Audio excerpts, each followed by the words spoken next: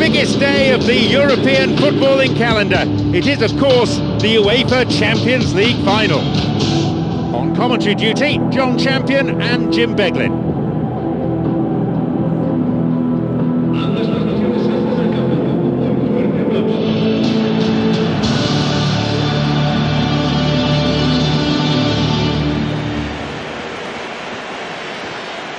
And the stadium comes to life as we hear the strains of the UEFA Champions League anthem.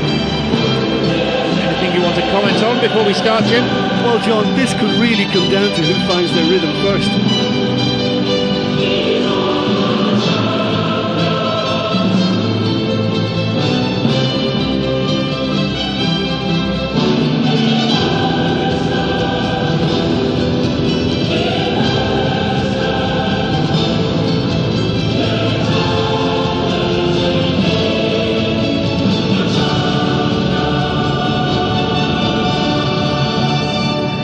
Let's see how both these teams will line up.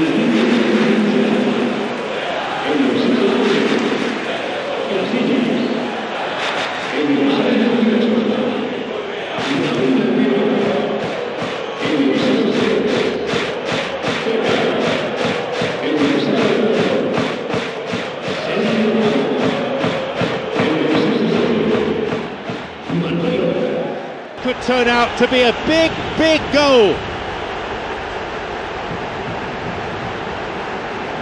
You put that down to good finishing or to poor defending? Yeah, he's the danger man and he needs to be stopped. He has great shooting prowess and the kind of player who just can't be allowed that time and space.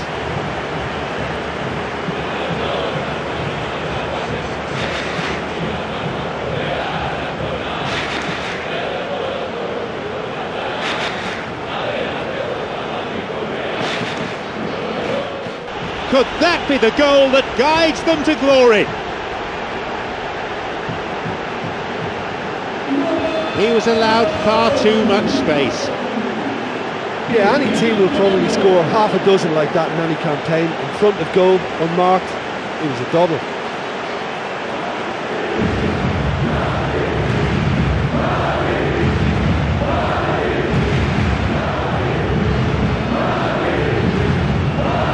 It's a two-goal lead now.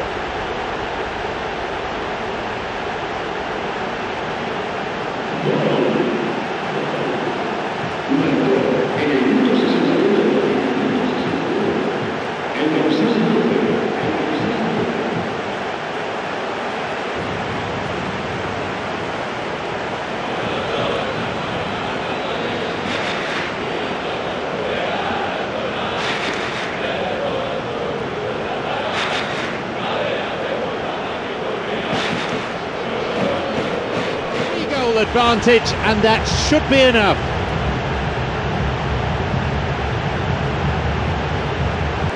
That defence must be sick of the sight of him. He's been persistent and ruthless all game. He just hasn't stopped working.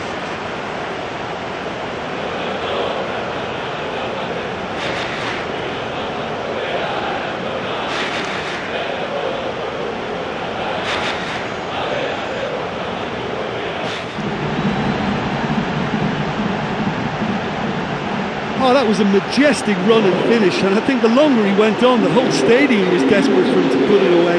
Brilliant. A fine goal, a real delight to watch.